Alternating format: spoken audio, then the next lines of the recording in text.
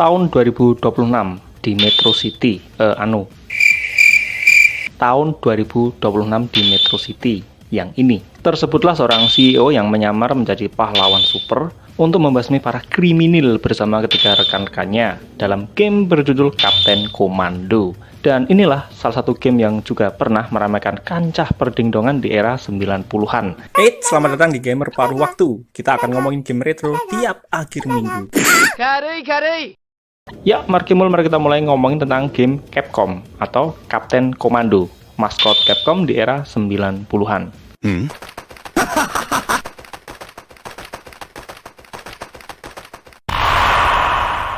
Game Kapten Komando adalah game beat 'em up 4 pemain pertama dari Capcom yang juga populer di kalangan bocil dingdong di era 90-an.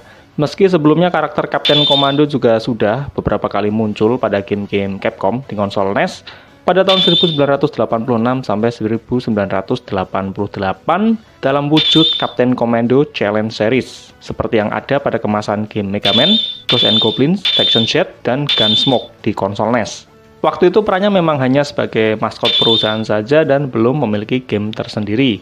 Baru saat Capcom ingin membuat game beat 'em up 4 pemain, mereka memutuskan menggunakan maskot mereka, yaitu Kapten Komando, sebagai bentuk penghormatan pada sang maskot.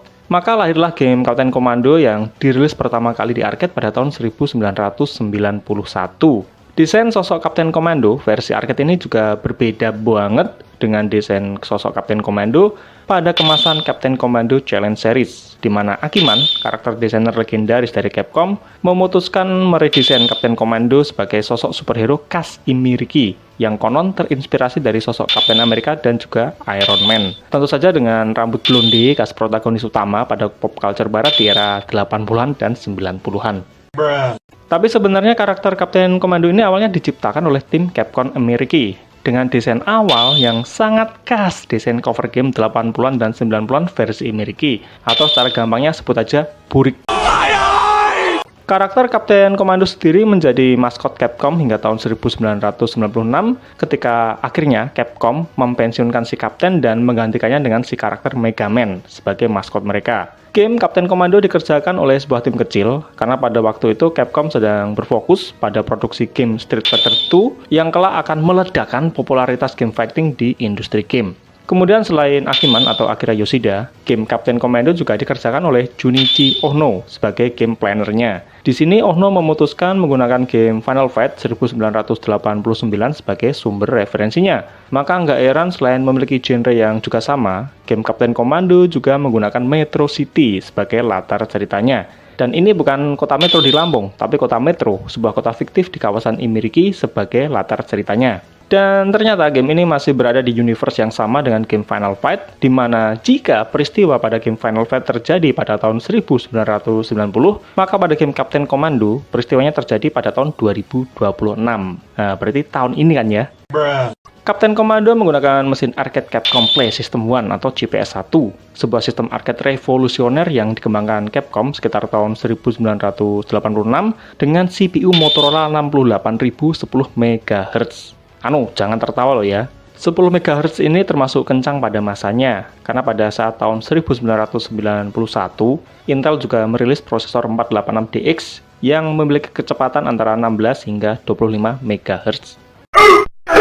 Kemudian berkat kesuksesannya, game Kapten Komando juga dirilis ke konsol Super Nintendo dan PS1, serta di era modern dia masuk ke dalam kompilasi game-game klasik seperti pada Capcom Arcade Stadium dan Capcom Beat 'em Up Bundle. Dan menariknya, selain merilis game Kapten Komando, Capcom juga merilis komik Kapten Komando yang secara cerita diposisikan sebagai prequel dari game Kapten Komando. Dan kelak karakter Kapten Komando juga muncul pada game Marvel vs Capcom, Namco Cross Capcom, Project X Zone, dan SNK vs Capcom Card Fighter Series. Cerita pada game Kapten Komando terjadi pada tahun 2026 di kota Metro atau Metro City, dan peristiwanya terjadi 36 tahun di masa depan setelah peristiwa pada event di game Final Fight. Pada tahun 2026, Metro City kembali kacau balau dan kali itu dipenuhi oleh kejahatan, mulai dari korupsi, manipulasi, sampai adanya ormas bernama Super Criminals yang beranggotakan para penjahat yang telah dimodifikasi secara genetik untuk menguasai Metro City. Ormas tersebut dipimpin oleh sosok jahat bernama Skumosite atau yang bernama lain Kinosite untuk versi Jepangnya, di mana dia ternyata adalah sosok antek asing atau alien nan cerdas yang berasal dari luar angkasa. Dan tiba-tiba muncullah sosok CEO yang menyamar, tapi bukan sebagai karyawan, tapi sebagai seorang pahlawan super dengan armor canggih bernama Kapten Komando. Beliau adalah CEO kaya raya dari sebuah perusahaan teknologi canggih bernama Star Enterprise yang memiliki jiwa kesatria dan leadership yang sangat kuat, dan tentu saja duit yang sangat banyak. What are your superpowers again? I'm rich. Gimana? Terasa seperti gabungan sosok Iron Man dan Kapten Amerika, bukan? Nah, sosok bernama asli Mars Carlisle ini, ingat Mars, bukan Mas, mengajak 3 kawannya untuk bertarung lawan Skumosite, si antek asing beserta ormas miliknya. Ketiga kawan tersebut adalah Ginzu atau Sho dalam versi Jepangnya, seorang ninja yang ternyata satu seperguruan dengan Guy dari game Final Fight. Ingat, Guy, bukan Guy. Karena mereka sama-sama menggunakan ilmu ninja aliran Bushinryu. Kemudian ada Mac atau yang bernama Gennady untuk versi Jepangnya, yaitu segulung mumi gahul dari luar angkasa. Dan dia menyukai fashion 90-an dengan gaya topi terbalik, celana baggy sobek sedengkul, dan sepatu sneaker. Dan terakhir ada Baby atau Hoover pada nama versi Jepangnya, seorang batita ultra genius meskipun tanpa MBG yang menciptakan dan mengendari mecha buatannya untuk bertarung. Dan berempat, mereka ingin membasmi Skumosite beserta ormasnya untuk menyelamatkan Metro City dan juga seluruh dunia. Ya, ini memang cerita yang sangat klise, tapi tetap menghibur. Secara gameplay, Kapten Komando menggunakan game Final Fight sebagai referensinya dengan melakukan beberapa peningkatan, seperti kemampuan untuk bermain 4 pemain secara bersamaan, di mana pada game Final Fight hal tersebut terkendala oleh masalah teknis. Dan juga adanya fitur berlari, kemudian serangan sambil berlari, dan juga fitur untuk mengendari kendaraan. Dalam hal ini, mecha yang tergeletak manja di tempat pertarungan. Dan selebihnya, mekaniknya sama seperti pada game Final Fight, dengan 2 tombol aksi, yaitu 1 tombol untuk memukul dan 1 tombol untuk melompat, yang ketika ditekan bersamaan akan menghasilkan serangan super berbasis health bar. Pada game Kapten Komando akan terdapat 8 stage dengan boss battle di setiap akhir stage-nya, dan dengan adanya item dan senjata yang juga tersebar di sepanjang permainan. Gamenya sendiri bisa ditamatkan dalam 40-60 menit.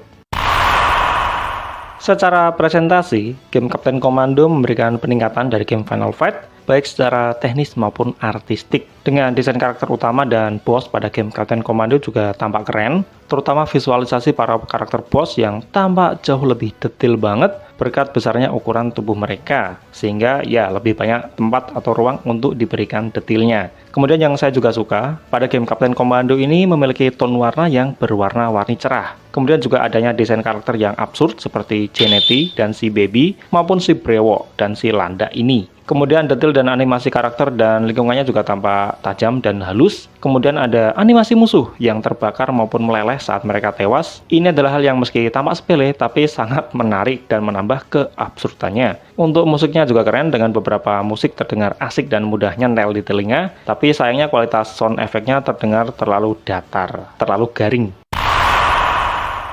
Meski hanya sesaat, tapi eksistensi Kapten Komando sebagai maskot Capcom ini menjadi dikenal banyak orang berkat adanya game Kapten Komando. Ini adalah sebuah game beat 'em up seru yang banyak menghiasi banyak tempat dingdong di Indonesia. Meski sudah lama vakum dalam video game, Capcom ternyata tetap memberi perhatian dan mengenang maskot mereka ini dengan cara merilis ulang gamenya di Capcom Arcade Stadium dan Capcom Beat 'em Up Bundle. Dan menurut kalian, adakah hubungan antara Metro City ini dengan kota Metro? Yuk, sampaikan di komentar dan salam CEO yang menyamar.